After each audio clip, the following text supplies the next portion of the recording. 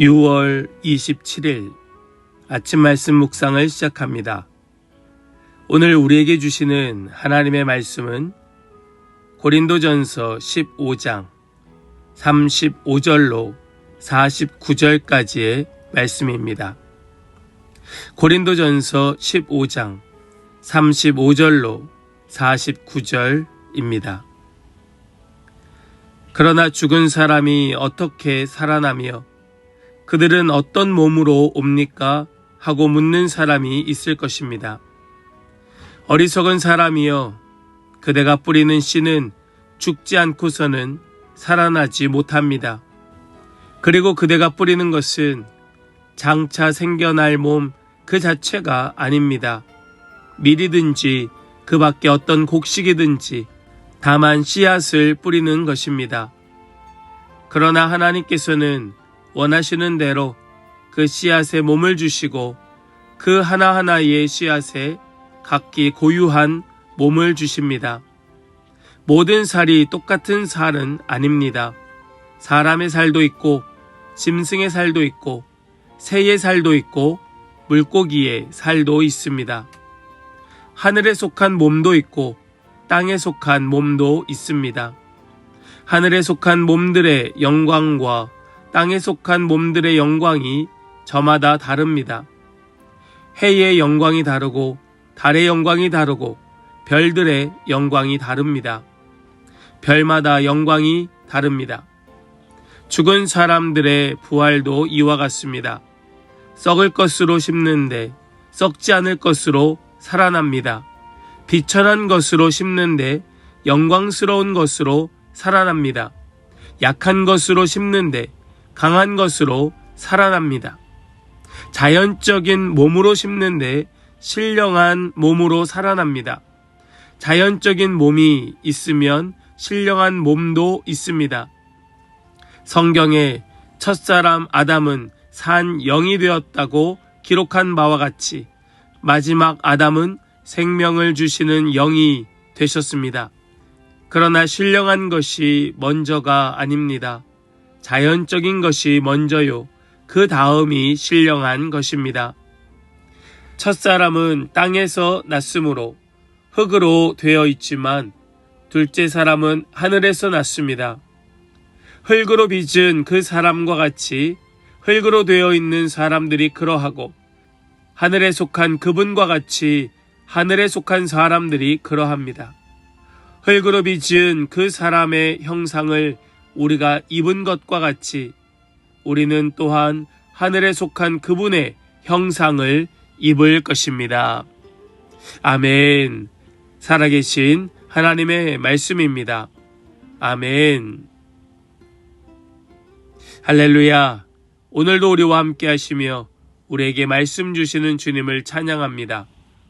오늘 주시는 말씀을 붙들고 우리 모두가 산 소망을 가지고 새로운 삶을 꿈꾸며 오늘을 새롭게 시작하는 그런 은혜가 있기를 간절히 소망합니다.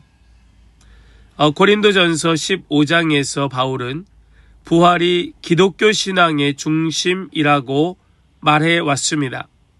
앞부분에서는 예수 그리스도의 부활이 역사적 사실이며 우리의 믿음과 소망의 기초임을 증언하였죠. 그리고 이어지는 본문에서는 예수님의 부활이 우리에게도 장차 일어날 부활의 첫 열매가 되었음을 선포하였습니다. 그때 이 고린도 교회의 성도들은 아마 이렇게 질문하였을 것 같습니다. 그것을 사도 바울이 뭐라고 말하고 있는가? 오늘 35절 말씀을 보니까 그러나 죽은 사람이 어떻게 살아나며 그들은 어떤 몸으로 옵니까? 하고 묻는 사람이 있을 것입니다. 이것은 단순한 호기심의 질문이 아닙니다. 이것은 부활을 믿지 않는 그런 불신앙의 질문입니다. 정말 부활이 가능한가? 도저히 믿을 수 없다. 이것은 자연 법칙에 어긋난다. 라고 하는 그들의 어떤 헬라 문화적인 그런 사상이었고 지식이었습니다. 이에 바울은 씨앗의 비유를 통하여 하나님의 놀라운 창조의 질서를 이야기합니다.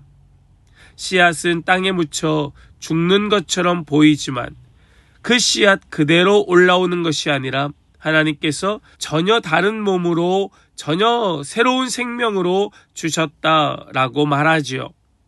마찬가지로 우리의 육체도 썩을 몸으로 심기지만 하나님께서는 썩지 않을 영광의 몸으로 다시 살리실 것을 말씀합니다.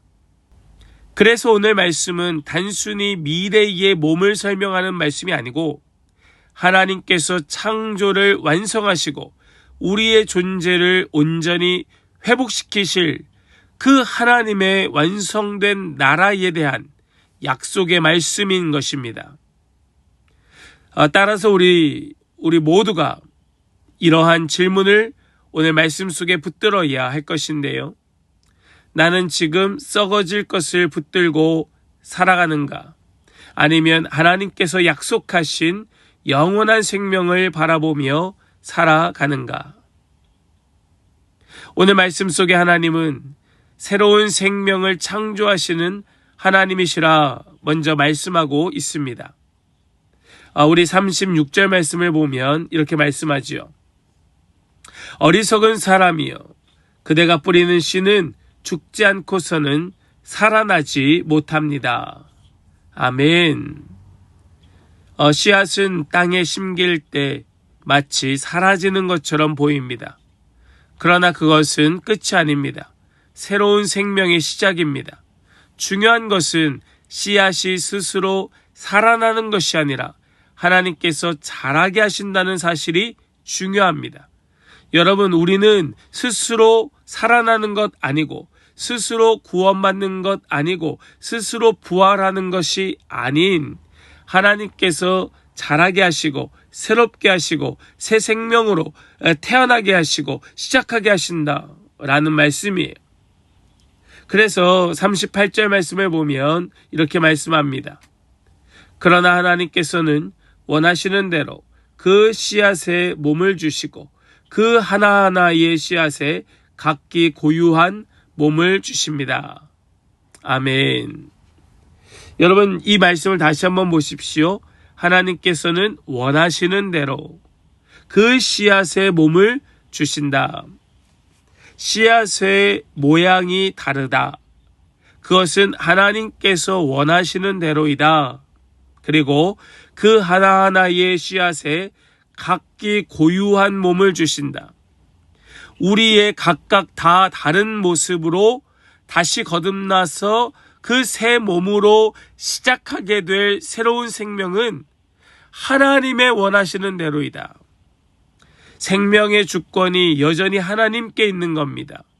창조 때에도 하나님께서 흙으로 사람을 지으시고 생기를 불어넣으셨던 것처럼 부활의 몸에도 마찬가지 하나님께서 원하시는 대로 각기 고유한 몸을 주셔 새로운 생기로 살아가게 하신다는 말씀입니다. 죽음 속에서도 생명을 일으키시는 분, 자라게 하시는 분, 다시 시작하게 하시는 분이 우리 하나님이심을 여러분 믿으시기 바랍니다. 하나님 안에서만 새로운 시작이 가능한 것입니다.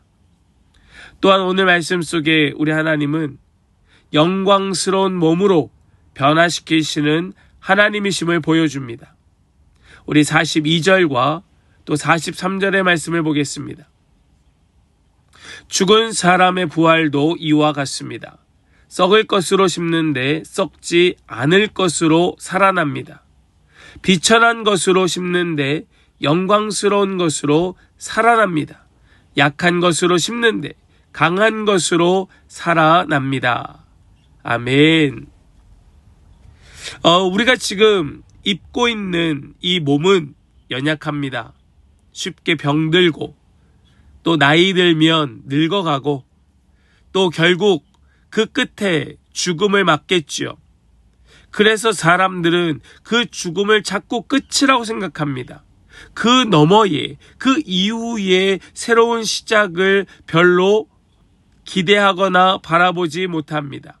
왜냐하면 우리가 입고 있는 이 몸이 너무 연약하고 또 너무 쉽게 파괴가 되기 때문에 그렇죠. 그러나 하나님께서는 이 육신의 몸이 마지막이 아니라고 말씀하는 겁니다. 부활은 단순히 죽었던 몸이 다시 살아나는 것이 아니라 완전히 변화된 새롭고 영화로운 몸으로 다시 시작한다는 것을 사도 바울은 말씀하고 있습니다. 예수님께서 부활하신 몸처럼 죄와 죽음의 지배를 받지 않는 몸을 입게 될 것이다. 하나님은 단순히 우리의 생명을 연장시키시는 분이 아니라 완전히 새로운 존재로 회복시켜 주신다고 하는 것을 지금 이야기하고 있는 것이죠. 사랑하는 여러분, 우리는 완전히 새로워진 새 삶으로 시작하게 될 것입니다. 그것을 우리는 예수 그리스도를 믿고 구원받은 새 삶으로 미리 경험하는 겁니다. 우리가 비록 연약한 육신을 가지고 있지만 우리의 영혼은, 우리의 마음은, 우리의 삶의 모습은, 우리의 가는 방향성은 완전히 새로워진 것으로 살아냄으로써 그렇구나. 내가 이 육신의 몸을 벗으면 나는 완전히 새로운 존재로서 다시 시작하게 되겠구나 하는 소망을 품게 될 것이라는 말씀입니다. 우리의 변화된 새로운 삶의 모습은 어떤 모습일까요? 그것은 오늘 말씀 속에서도 우리에게 가르쳐주고 있는데 하늘의 사람을 닮게 된다. 우리 하나님은 하늘의 사람을 닮게 하시는 하나님이시다. 이게 무슨 말일까? 우리 47절의 말씀을 보겠습니다. 첫 사람은 땅에서 났으므로 흙으로 되어 있지만 둘째 사람은 하늘에서 났습니다. 아멘. 첫 번째 사람은 땅에서 났으니 흙의 모습입니다. 그래서 우리는 죽으면 이 땅에서 썩어져 다시 흙으로 돌아가게 됩니다. 그러나 둘째 사람, 예수 그리스도는 하늘에서 났으므로 예수 그리스도로 다시 태어난 자, 예수 그리스도로 다시 새 삶을 갖게 된 그 영혼들은 예수님을 닮아서 하늘의 사람의 모습으로 시작하게 될 것이라고 지금 이야기하는 겁니다. 여러분, 이 사실이 믿어지기를 간절히 축복합니다. 우리는 아담 안에서 죄와 죽음을 물려받고 결국 죽어 흙으로 돌아가는 존재이지만 우리가 예수를 믿고 구원받았다면, 우리가 정말로 부활 소망으로 살아간다면 우리는 새 생명과 새 창조로서 하늘의 사람을 담는 그 모습으로 시작한다는 놀라운 약속의 선언을 우리는 마음에 새겨야 한다는 말씀이지요. 49절 말씀을 보십시오. 흙으로 빚은 그 사람의 형상을 우리가 입은 것과 같이 우리는 또한 하늘에 속한 그분의 형상을 입을 것입니다. 아멘. 여러분, 이 사실이 믿어지고 마음에 새겨져서 삶으로 나타나고 살아내는 은혜가 있기를 간절히 소망하며 축복합니다. 이 예수님 닮게 하시는 것이 하나님의 궁극적인 목적인 줄 믿습니다. 우리 함께하는 모든 성도들, 예수 그리스도의 형상으로 날마다 새롭게 변화되는 그런 은혜가 있기를 주님의 이름으로 간절히 축복합니다. 그러므로 우리 이렇게 다짐하며 결단하기를 원해요. 영원을 바라보며 오늘을 살아가라. 여러분 스스로에게 이렇게 선포하십시오.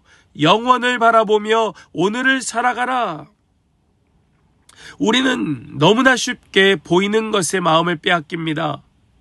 젊어지고 싶지요. 우리가 끊임없이 젊어 보이려고 얼마나 많은 수고를 합니까? 온갖 좋은 것들로 몸에 치장을 합니다. 더 건강하게 살려고, 더 오래 살려고, 그래서 이 땅을 더 누리려고 합니다. 도대체 그 목적이 무엇입니까? 정말로 영원을 바라보며 오늘을 사는 것이 맞습니까? 바울은 우리의 몸은 씨앗과 같아서 비록 그 씨앗은 땅에 썩어져 죽지만 전혀 새로운 모습으로 땅을 뚫고 나오는 것처럼 우리의 삶이 그러할 것이라고 그렇게 이야기한 것이 나에게 믿어지고 붙들어진다면 우리는 이 땅에서의 삶이 어떠해야 되는가를 다시 곱씹게 될 것이라 저는 확신합니다. 우리 오늘 이 말씀이 절대로 나 자신 이 땅의 삶으로 절망하거나 소망을 잃는 삶이 아니라 죽음 앞에서조차도 믿음을 붙들고 정말 저 천국을 바라볼 수 있는 우리 모든 성도들의 거룩하고 복된 삶이 되실 수 있기를, 영원을 바라보며 오늘을 살아가는 우리 모든 성도 다 되실 수 있기를 주님의 이름으로 간절히 축원합니다. 아멘. 우리 이제 더 깊은 묵상으로 나아가길 원합니다. 함께 묵상으로 나아가실 때에 나는 썩어질 것에 마음을 두고 살아가는가, 영원한 생명을 바라보며 살아가는가. 지금 내 삶의 연약함 속에서도 하나님의 회복을 믿고 있는가? 나는 날마다 그리스도의 형상을 닮아가고 있는가? 우리 함께 잠잠히 물으며 더 깊은 묵상으로 나아가길 원합니다. 함께 우리 묵상으로 나아가겠습니다.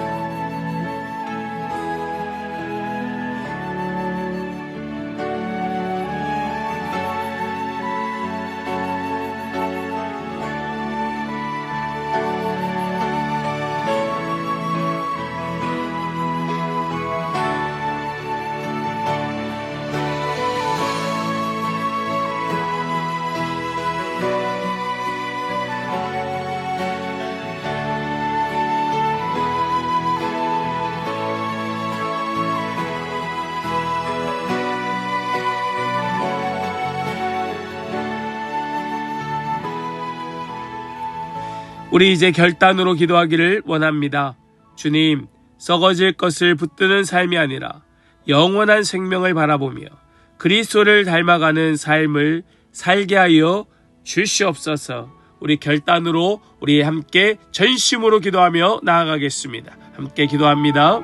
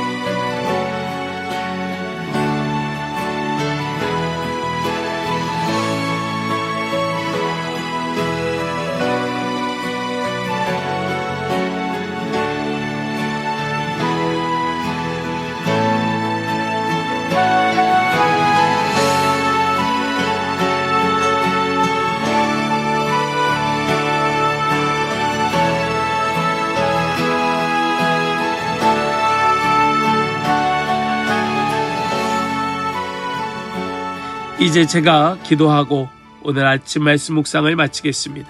기도하겠습니다. 생명의 하나님 아버지, 우리를 죄와 죽음에서 건져주시고 예수 그리스도의 부활을 통하여 영원한 생명의 소망을 허락하여 주심을 감사합니다. 우리는 연약한 육체를 가지고 살아가며 병과 슬픔과 또 죽음 앞에서 자주 낙심합니다. 그러나 오늘 말씀을 통하여 하나님께서 우리를 썩지 않을 영광스러운 몸으로 다시 세우실 것을 약속하여 주심을 붙들게 하여 주시니 감사합니다. 눈에 보이는 것보다 영원한 것을 바라보게 하여 주시고 세상의 가치보다 하나님 나라의 소망을 붙들게 하여 주시옵소서. 날마다 우리의 삶을 예수 그리스도의 형상으로 빚어주시고 어떤 상황 속에서도 부활의 약속을 신뢰하며 믿음으로 살아가게 하여 주시옵소서. 우리의 남은 삶이 영원한 생명을 증언하는 삶이 되게 하여 주시옵시고 마지막 날 주님 앞에서 기쁨으로 영광의 몸을 입게 하여 주시옵소서. 믿고 감사드리며 우리 주 예수 그리스도의 거룩하신 이름으로 기도하옵나이다. 아멘.